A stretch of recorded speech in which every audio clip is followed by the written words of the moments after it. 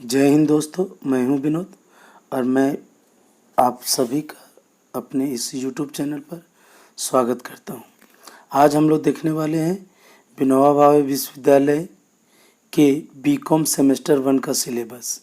आज इसका हम लोग व्यापक रूप से समझने वाले हैं। ठीक है, विनोबा भावे विश्वविद्यालय के अंतर्गत जो भी वर्तमान समय में सिलेबस प्रचलित है वो सेमेस्टर वाइज है। तो आज हम लोग जो देख रहे हैं वो बीकॉम सेमेस्टर 1 का सिलेबस देखने वाले। तो यहाँ पर जो सबसे पहले पढ़ना है वो 2 कोर पेपर है। 2 कोर पेपर क्या है? पहला आपका है कोर फिनेंशियल अकाउंट, ठीक है, पहला फिनेंशियल अकाउंट, दूसरा है आपका बिजनेस लॉ। जो दोनों कोर पेपर है इसी पर हमारा रिजल्ट बनता है। तो जो दोनों कोर पेपर है, जो फिनेंशियल अकाउंट है, दोनों का स्थिति ये है, सिलेबस ये है कि टोटल हमको 100 मार्क्स का पढ़ना है, जिसमें से 80 मार्क्स का हमको सेंटर पर एग्ज़ाम देना है और 20 मार्क्स का हमको कॉलेज से मार्किंग मिलता है। तो ये जो 80 मार्क्स है दोनों पेपर में, ये दोनों ही मेरा 100 मार्क्स का होता है, जिसमें 80 मार्क्स सेंटर पर होता है और 20 मार्क्स हमको एग्ज़ाम में जो होता है कॉलेज में, उसमें हम लोग देना होता है और लाना होता है इंटरनल, हम लोग जिसको इंटरनल के रूप में जानते हैं। ठीक है, तो जो ये 80 मार्क्स का है, तो 80 में कम से कम हमको 32 लाना है। पास होने के लिए ये कम से कम पास होने के लिए 32 मार्क्स लाना है, और जो 20 मार्क्स देख रहे हैं इसमें कम से कम 8 मार्क्स लाना है। अगर हम 80 में से 32 में से कम लाते हैं तो हम फेल करते हैं, और अगर 20 मार्क्स से 8 मार्क्स से कम आएगा तो हम फेल करते हैं। यहाँ पर मेरे पास एक प्रोविज़न रहता है कि ये दोनों को जो हम लोग 160 का जो हम लोग देंगे, इसमें से दोनों मिला के या दोनों में से किसी एक में अगर हम 64 मार्क्स ले आते हैं तो हम पास कर जाते हैं। हम एक ही पेपर में लाएं, मान लेते हैं कि कोई भी पेपर में हम 64 मार्क्स लाते हैं और दूसरा पेपर में 0 लाते हैं, तो भी अभी तक देखा गया है कि वो स्टूडेंट पास होता है। ईच 32 लाना ज़रूरी है, लेकिन अगर उस तरह से नहीं होता है तो कभी कभी क्या होता है, कोर पेपर में जो होता है दोनों मिला के अगर आप 64 मार्क्स ले आते हैं तो वो स्टूडेंट पास माना जाता है, और ये इंटरनल में अलग अलग 8 मार्क्स लाने होते हैं। ठीक है, तो ये मेरा कोर का सिलेबस है। कोर का कितना मार्किंग होता है 100 है। इसके बाद जो सब्जेक्ट है वो एक होता है GE, जेनरिक इलेक्टिव। ये जो जेनरिक इलेक्टिव है ये भी 100 मार्क्स का पढ़ना है। तो इसका भी वही कहानी है, 80-20 है। 80 में 32 लाना है और इसमें 8 लाना है। यहाँ पर जो GE जो पढ़ना है वो अप्लाइड मनी एंड बैंकिंग पढ़ना है, यानी यहाँ पर इंडिविजुअल आपको 80 में से 32 लाना होगा और 20 में से 8 लाना होगा, 8 नंबर लाना होगा। और एक होता है आपका लास्ट जो होता है AECC। तो यहाँ पे 2 चीज़ मिलता है, दोनों में से कोई एक ले सकते हैं। ये 50 मार्क्स का है, जो 40 मार्क्स का सेंटर पर और 10 मार्क्स का इंटरनल। तो ये जो 40 मार्क्स है इसमें आपको 60 मार्क्स लाना है, और ये 10 मार्क्स है इसमें आपको 4 मार्क्स लाना है। यानी AECC जो होता है वो 50 नंबर का ही होता है, जिसमें 40 नंबर हम लोग सेंटर पर देते हैं और 10 नंबर कॉलेज में मिलता है जो इंटरनल वगैरह होता है। ये 40 में हमको 16 नंबर लाना है और ये 10 में से हमको केवल 4 नंबर लाना है। ठीक है, तो ये AECC में जो होता है मेरा 2 चीज़ होता है, या तो हम इंग्लिश रख सकते हैं 50 नंबर का, या तो इसके जगह हम लोग हिंदी रख सकते हैं। तो ये 50 नंबर का ही पढ़ना है, तो आप हिंदी रखिए चाहे इंग्लिश रखिए, उससे कोई फ़र्क नहीं पड़ता है। ये 50 मार्क्स का आपको पढ़ना है, फिर ये जाके सेकंड सेमेस्टर में चेंज हो जाता है। ठीक है, तो हम लोग चलते हैं सिलेबस, हम लोग आगे पढ़ते हैं।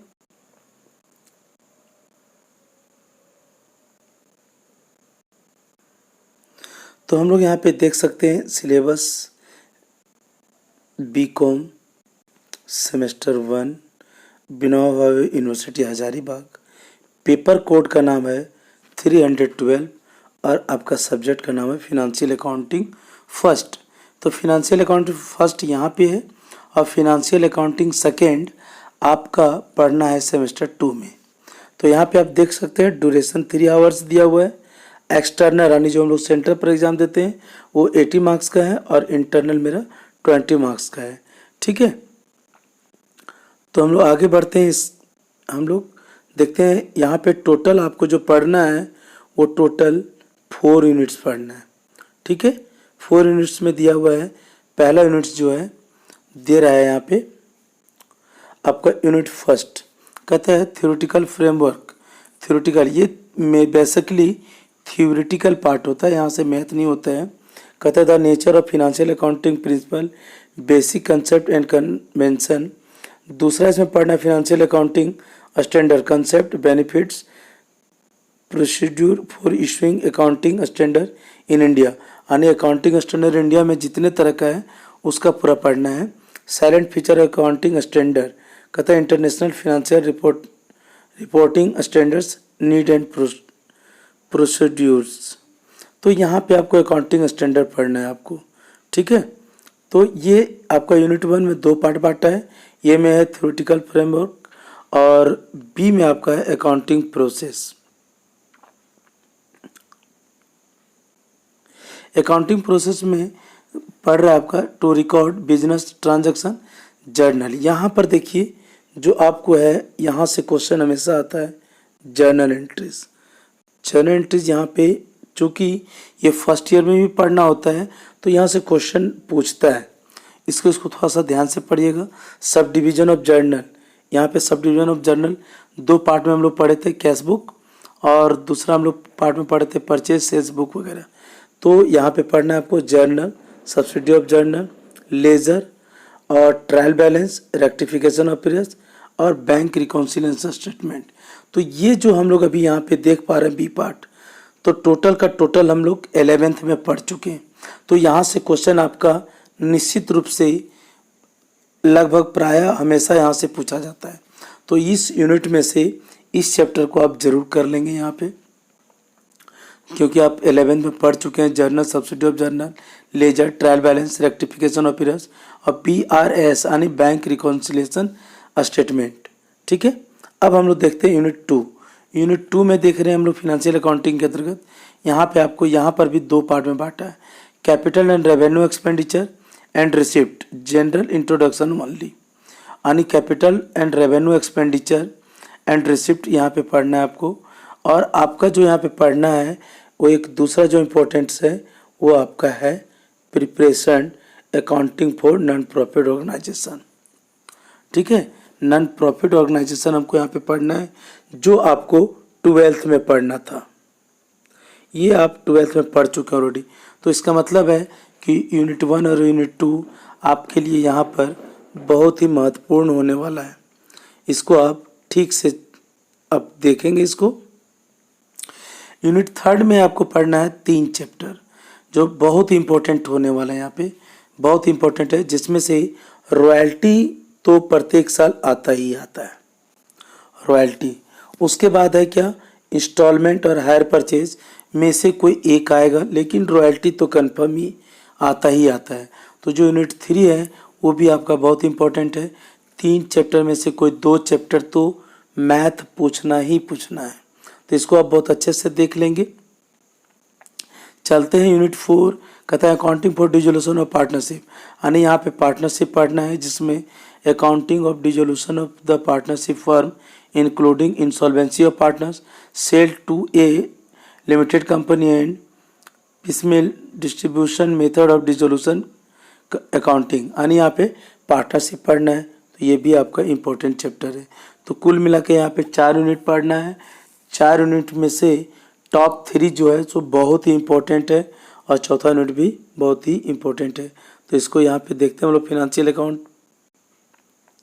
आगे देखते हैं, इसमें देखते हैं जो रिकमेंडेड बुक है वो 2 इधर जो हम लोग का चलता है विनोबा यूनिवर्सिटी में, वो 2 प्रकाशन का महत्वपूर्ण है। एक शुक्ला यानी SM शुक्ला का आता है जो साहित्य भवन पब्लिकेशन से हिंदी और इंग्लिश दोनों एडिशन से आता है, और एक है doctor SK Singh financial accounting SBPD publication Hindi and English medium, ये भी आता है। तो ये 2 प्रकाशन का बुक बहुत ही अच्छा यहाँ पे परफॉर्म करता है। चलते हैं हम लोग इसके आगे। दूसरा जो पेपर है पेपर कोड आप यहाँ पे देख सकते हैं, पेपर कोड दिया हुआ है 313। सब्जेक्ट है बिजनेस लॉ, हम लोग ऊपर में ही देखे थे। तो यहाँ पर भी देख सकते हैं ड्यूरेशन 3 आवर्स का है। एक्सटर्नल यानी जो एग्जामिनेशन सेंटर पर होगा 80 मार्क्स का, इंटरनल 20 मार्क्स। तो इसका हम लोग आगे समझ चुके हैं।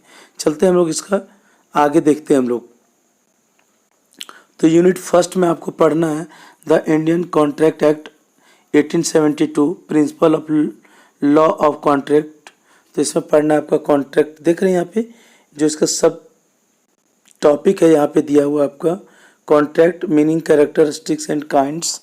बी में पढ़ना एसेंशियल ऑफ वैलिड कॉन्ट्रैक्ट, यानी वैलिड कॉन्ट्रैक्ट क्या है, offer and acceptance, consideration, contractual capacity, free consent, legality of objects. C में पढ़ना वॉइड एग्रीमेंट, और डी में पढ़ना है discharge of contract, mode of discharge including breach and its remedies. और ई पढ़ना यानी पांचवा पढ़ना कंटीजेंट कॉन्ट्रैक्ट, और एफ में पढ़ना है क्वेसी कॉन्ट्रैक्ट। ठीक है। तो जो पहला चैप्टर आपका द इंडियन कॉन्ट्रैक्ट एक्ट 1872 यानी 1872 का जो भारतीय कॉन्ट्रैक्ट यानी अधिनियम जो है वो आपका इसके अंतर्गत इतना चीज़ पढ़ना है। देखते हैं यूनिट टू में कहता है the Indian contract act 1872 specific contract. तो ये विशेष है। विशेष में क्या पढ़ना है? ए में contract of indemnity and guarantee, B में पढ़ना है contract of bailment and pledge, और सी में पढ़ना है कॉन्ट्रैक्ट ऑफ एजेंसी। यानी यहाँ पे 2 यूनिट होता है। तीसरा यूनिट है आपका the sale of goods act 1930 यानी 1930 का वस्तु विक्रय अधिनियम पढ़ना है। तो वस्तु विक्रय अधिनियम में इतना चीज़ आपको पढ़ना है। ये में है contract of sale, meaning and difference between sale and agreement to cell.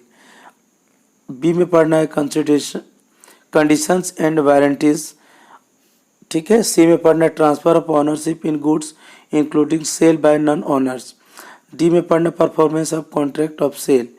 E में पढ़ना अनपेड सेलर यानी अदत्त विक्रेता। ये बहुत ही इंपॉर्टेंट चैप्टर है। अदत्त विक्रेता, meaning and rights unpaid seller against the goods and the buyer. और एफ जो इस यूनिट का लास्ट है, थर्ड का, वो है डॉक्ट्राइन ऑफ कोविड इम्पोर्टर। अब आगे चलना है हम लोग यूनिट 4। तो यहाँ पे यूनिट 4 में देखना है पार्टनरशिप लॉ। तो द पार्टनरशिप एक्ट 1932। तो ये हम लोग बहुत कुछ पढ़ चुके हैं इंटर में।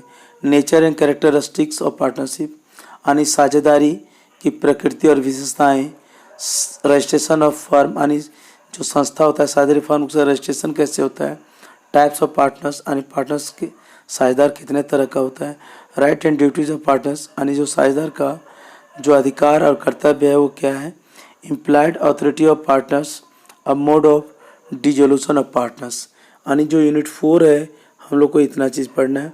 हम लोग सेमेस्टर 5 में देख रहे हैं, यूनिट 5 में देख रहे हैं द निगोटिएबल इंस्ट्रूमेंट एक्ट 1881। ठीक है। विनिमय अधिनियम पढ़ना है यहाँ पे। Meaning and characteristics of negotiable instrument, promissory note, bill of exchange, cheque. B में पढ़ना holder in due course, privilege of holder in due course.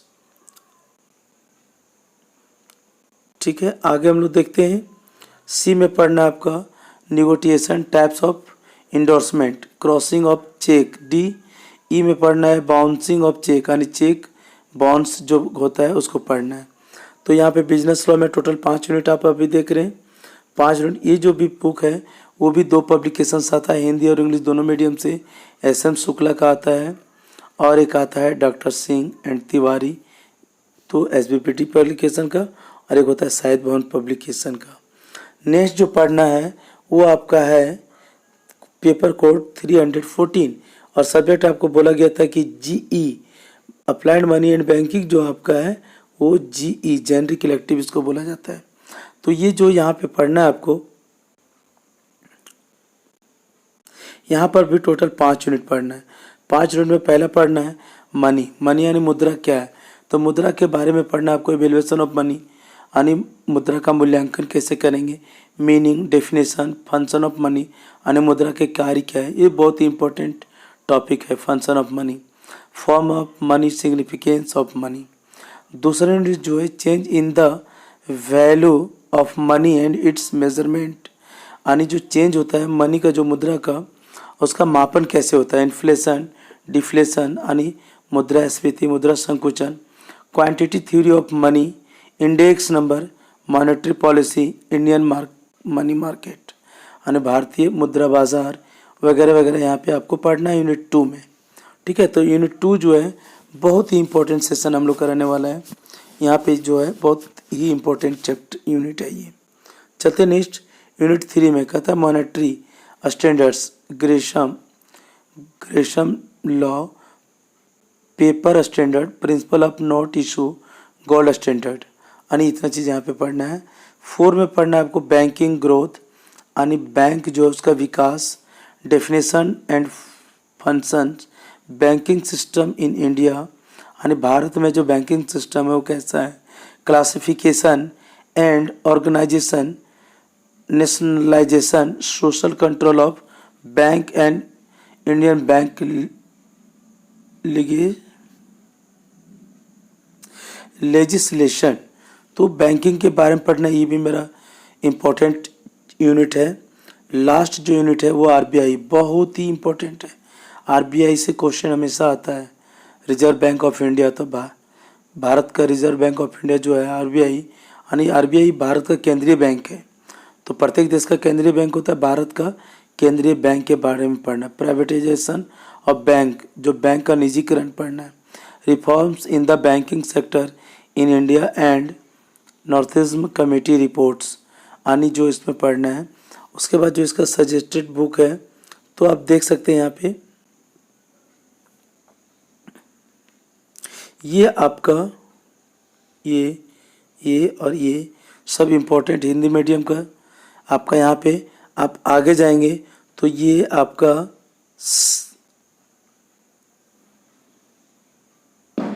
यहाँ पे हम लोग देख रहे हैं जैसे जैसे आगे बढ़ रहे हैं तो हम लोग को कुछ न कुछ मिलते जा रहा है। देख रहे हैं यहाँ पे 11 और 12 doctor S K. Singh and doctor Madhulika Singh, applied money and banking, Shahid भवन पब्लिकेशन, आगरा पढ़ना है। और एक है Satish Kumar Shah, applied money and banking, SBPT जो राजीव बंसल का होता है, SBPD जो राजीव बंसल का आता है। हम लोग जो अप्लाइड मनी एंड बैंकिंग है उसके स्थान पर हम लोग फंडामेंटल ऑफ कंप्यूटर पढ़ सकते हैं। या तो हम लोग अप्लाइड मनी एंड बैंकिंग लेंगे या तो हम लोग आगे बढ़ने से पहले आपसे रिक्वेस्ट है कि यदि मेरे इस चैनल पर आप नए हैं तो प्लीज़ लाइक और सब्सक्राइब करें तथा अपने दोस्तों के साथ शेयर करें। यदि इससे संबंधित या इस रिलेटेड, कॉमर्स से रिलेटेड और कोई जानकारी आपको लेना हो या समझना हो तो आप कमेंट सेक्शन में कमेंट के रूप में आप लिख सकते हैं, वो प्रयास किया जाएगा कि आपको उपलब्ध कराया जाए। तो हम लोग आगे बढ़ते हैं कि हम लोग यहाँ पर अप्लाइड मनी एंड बैंकिंग के स्थान पर फंडामेंटल ऑफ कंप्यूटर पढ़ सकते हैं, क्योंकि ये भी आपका ऑप्शनल है। आपका देख रहे हो और लिखा हुआ है, तो ये इसमें भी आपका टोटल 5 यूनिट्स पढ़ना है। तो जिसमें आपको पढ़ना है तो यहाँ पे उसके स्थान पर इसको ले सकते हैं। तो यूनिट 1 में पढ़ना introduction, history of computer, meaning, definition, function and uses of computer. तो जो यूनिट है वो यहाँ पे बहुत ही इंपॉर्टेंट यूनिट है, क्योंकि हिस्ट्री ऑफ कंप्यूटर भी आता है, मीनिंग, फंक्शन इंपॉर्टेंट है इसका, यूजेज ऑफ कंप्यूटर इंपॉर्टेंट है। तो ये थ्योरेटिकल है। दूसरा यूनिट है जो computer device, the hardware input output unit, central process, CPU बोला जाता है इसको, मेमोरी यूनिट, स्टोर्स डिवाइस, ये भी इंपॉर्टेंट है, CPU central processing unit. Unit 3 में आपका MS word, introduction, documents formatting, text formatting, paragraph formatting, creating tools, mail, merge and editing and shortcut की। तो ये भी MS वर्ड के अंतर्गत जितना चीज़ पढ़ना है वो बहुत इंपॉर्टेंट है। आगे जाने वाला है MS एक्सेल। तो यहाँ पर भी MS एक्सेल का introduction, working with workbook, entering यानी ये सारा चीज़ आपको यहाँ पे पढ़ना है। और जो लास्ट यूनिट इसमें पढ़ना है MS पावर पॉइंट पढ़ना है आपको। तो पावर पॉइंट के अंतर्गत इतना सारा चीज़ पढ़ना है, तो इसको आप बहुत अच्छे से देख लेंगे। अगर आप अगर रखते हैं यहाँ पे fundamental of computer applied money and banking के स्थान पे, तो इसको अच्छे से तैयार करेंगे तो ये यहाँ पर भी आपका बात बन सकता है। ठीक है, इतना ही पढ़ना है। सेमेस्टर 1 BCom विनोबा भावे विश्वविद्यालय के BCom सेमेस्टर 1 के सिलेबस के अंतर्गत BCom का इतना चीज़ें इसी के साथ यहाँ पे समाप्त होता है। धन्यवाद दोस्तों, इसी के साथ आप लोग का बहुत बहुत धन्यवाद। Thank you.